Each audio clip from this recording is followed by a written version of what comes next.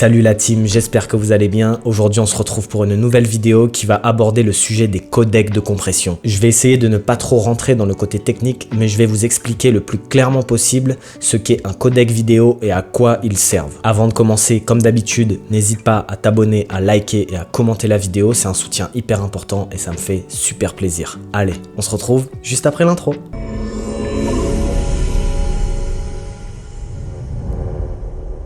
Allez, c'est parti, on rentre dans le vif du sujet. Pour commencer, il existe deux types de codecs vidéo, les non compressés et les compressés. Chaque codec va avoir une utilisation très précise et particulière selon son taux de compression. Les codecs non compressés comme le ProRes ou le DNx HD vont en priorité être utilisés lors du montage vidéo. Ça va tout simplement faciliter le montage vidéo parce que comme c'est des codecs non compressés, vous aurez presque aucun calcul de la machine que vous utilisez, que ce soit un Mac ou un Windows. Ça va vous permettre d'avoir un montage fluide et efficace. Sachez que ce type de codecs sont aussi utilisés pour la VFX, donc pour les effets spéciaux, parce que vous allez avoir une qualité maximale et une haute flexibilité de l'image en question. Il existe ensuite des codecs de compression beaucoup plus compressés comme le H.264 ou le H.265. Parmi ces codecs compressés, vous avez deux types de traitement de l'image. Vous avez le long GOP qui est le Group of Pictures et vous avez le All Intra. Pour vous simplifier l'explication, une vidéo c'est simplement une série d'images qui se suivent. Le long GOP va tout simplement utiliser une image de base et se servir de cette image pour prédire les images suivantes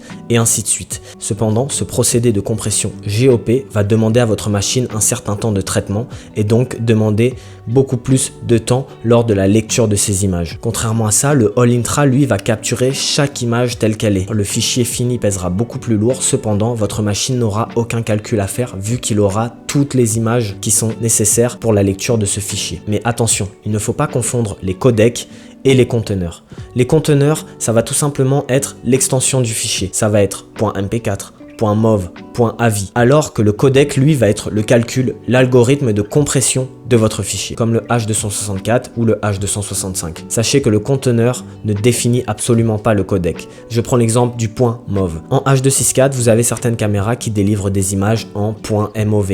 Et le ProRes, qui lui est un codec d'Apple, et aussi un fichier qui contient l'extension .mov. Voilà ce qu'il faut savoir sur les codecs de compression et les conteneurs. Ça, c'est la base. Après, vous pouvez aller plus loin avec le RAW, mais c'est à part. J'espère avoir été clair sur tout ce qui est codec de compression et j'espère que vous avez compris pourquoi il est intéressant d'utiliser des codecs non compressés pour le montage et des codecs compressés pour la diffusion de vos fichiers. J'espère que cette vidéo vous a plu. Comme d'habitude, n'hésitez pas à vous abonner, à liker et à commenter la vidéo pour me dire quel est votre codec préféré et quel est le codec que vous utilisez le plus souvent. Je vous souhaite une très bonne journée et on se retrouve sans doute la semaine prochaine pour une nouvelle vidéo. Allez, à bientôt.